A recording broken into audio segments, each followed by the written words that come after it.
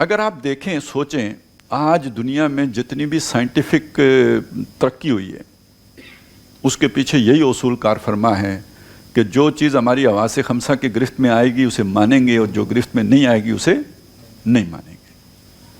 یہی بنیادی اصول ہے. اور اس پر اتنا جیسے متشددانہ موقف بنایا ہے نا یہ کہ وہی کو بھی نہیں مانیں گے. یعنی انتہا ہو گئی نا, انتہا پسندی سب سے بڑی یہ ہے. حالانکہ وہی بھی ایک انتہائی جسے کہتے ہیں نا محفوظ ذریعہ علم ہے. اللہ نے اپنے علم میں سے ہمیں نوازا ہے. جس کو ہماری آنکھیں جو چیز نہیں دیکھ سکتی, جو چیز ہماری آنکھیں نہیں دیکھ سکتی, ہمارے کان نہیں سن سکتے, ہم جسے محسوس نہیں کر سکتے, وہ اللہ نے ہمیں اس علم کے ذریعے سے بتا دیا. تو وہ تو سب سے محفوظ ذریعہ علم ہو گیا. اور صرف قرآن مجید ہی نہیں ہے, محمد الرسول اللہ صلی اللہ علیہ وسلم کے فرمودات بھی ہیں. وما ینطق عن الہویٰ ان ہوا الا وحی یوحیٰ. یہ جو وحی ہے یہ دو طرح کی وحی ہے. ایک ہے وحی جلی اور ایک ہے وحی خفی. وحی جلی وہ ہے جو قرآن مجید کی صورت میں ہمارے پاس ہے, اسے وحی مطلوب بھی کہتے ہیں, وہ وحی جس کی تلاوت کی جاتی ہے. اور ایک وحی خفی ہے جو نبی صلی اللہ علیہ وسلم کے فرمودات ہیں, وہ بھی اللہ کی طرف سے وحی شدہ ہیں, لیکن یہ کہ وہ قرآن کے الفاظ کی طرح نہیں ہے, وہ وحی غیر مطلوب ہے یا وحی خفی ہے. تو اس اعتبار سے آپ سمجھیں تو وہ دونوں ذرائع جو ہے بڑے محفوظ ذریعے ہیں. اچھا, اس کی چھان پھٹک بھی پوری کی پوری ہو گئی ہے. جو احادیث مرتب کی گئی ہیں کتب, تو اس میں وہ پوری چھان پھٹک کر کے جو بھی انسانی وسائل ہیں ان کا مستند ہونا ثابت کرنے کے بعد مرتب کر کے ہمارے سامنے رکھا گیا ہے. تاریخ انسانی میں اس سے بڑا ریسرچ ورک کبھی نہیں ہوا, نہ اس سے پہلے نہ اس کے بعد, کہ جو حضور صلی اللہ علیہ وسلم کے اقوال و افعال و فرمودات کو جمع کرنے کے لیے کیا گیا ہے. محدثین نے کیا ہے, پوری زندگیاں لگا کے کیا ہے.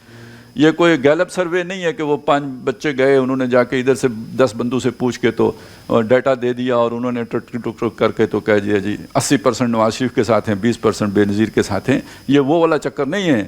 یہاں پوری زندگیاں لگی ہیں.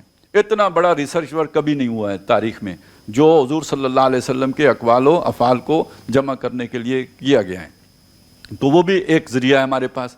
تو اس پر ہمارا ایمان بالغیب ہے کہ یہ تو ہے ہی ہے, وہ کوئی توہم نہیں ہے, وہ کوئی وہم نہیں ہے. لیکن اس کے بعد دنیا کے معاملات میں اور دنیا کو سمجھنے کے اعتبار سے یہ اندازہ ہو سکتا ہے کسی کا کہ زمین چپٹی ہے. ہمارے بھی بعض بزرگ ہیں جنہوں نے یہ بتایا ہوا ہے کہ زمین چپٹی ہے. ٹھیک ہے, اب یہ قرآن میں اگر لکھا ہو زمین چپٹی ہے تو ساری سائنس الٹی ہو کے بھی کہے تو ہم کہیں گے جی چپٹی ہے. لیکن قرآن میں تو نہیں لکھا.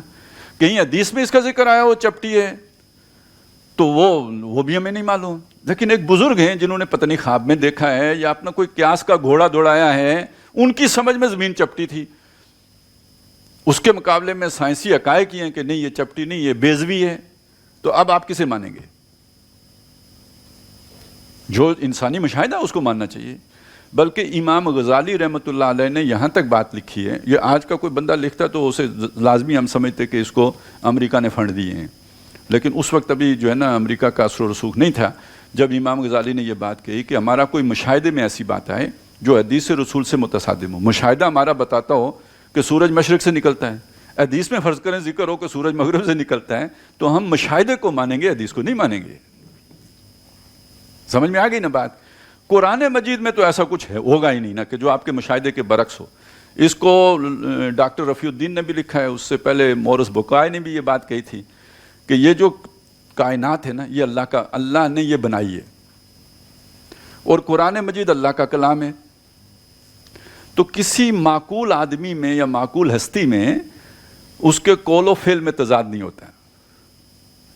تو یہ کیسے ممکن ہے کہ اللہ کے کلام میں اور اللہ کے کام میں تضاد ہو؟